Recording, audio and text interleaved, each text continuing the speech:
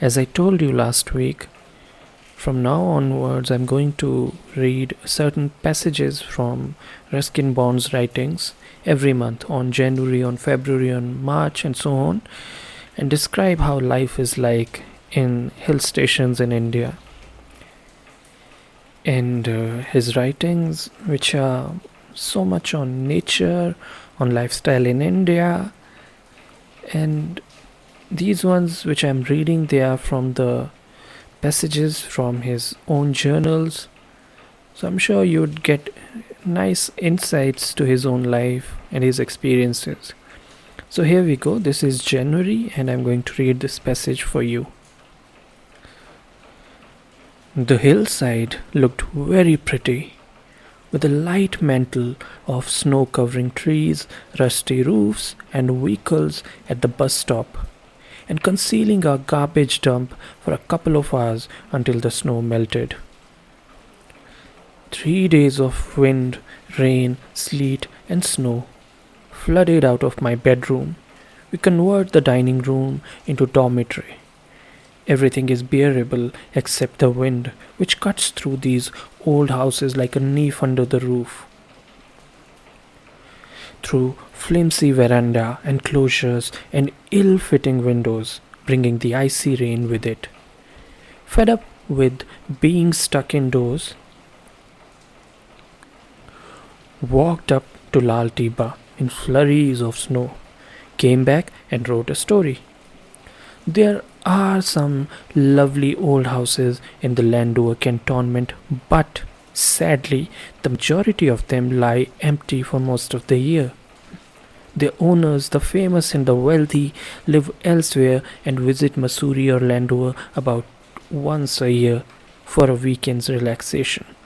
It's everyone's dream to own a house in Landover, but once a property has been bought and done up nicely, it's usually forgotten. A different situation prevails in the civil station of Mussoorie. There we have an acute shortage of accommodation for local residents, not helped by a complete ban on any sort of building, be it hostel or a private residence. As a result, the economy is stagnating. In Landover, there is no economy to speak of. The only people with substantial bank deposits are the handful of NGOs who operate from this area. From November to March, you can take a walk up to Lal Tiba or around the Landover Chakkar without meeting a soul, except for a milkman whose home is down in the valley, or a chowkidar from one of the empty houses. Or maybe, if you're lucky, Professor Unial, the only year-round resident at the top of the hill. More often than not, he's enjoying the privacy of his garden, tending his wayward nasturtiums and antirrhinums. One wanders on past Victor Banerjee's pretty gingerbread house, Pranav Roy's rock fortress, Tom Walter's rambling family estate, and the stately homes owned by absent Lals, Kapoors, Mishras, and others, in the hope of stumbling upon some intellectual company. But alas, there is no one in residence. All are gone, the old familiar faces. If you are lucky, you might get a glimpse of them next summer, but even that is doubtful. So it's down the mountain path in the hope of finding Ganesh Sally at home. But he's in Delhi, picking up an award for encouraging tourism. Where are our other distinguished travel writers? The Gantzers are in Goa, encouraging tourism there. Bill Atkin has gone south and will return only when the wild ducks fly north. Sudhir Thapliyal is entertaining the press club in Delhi.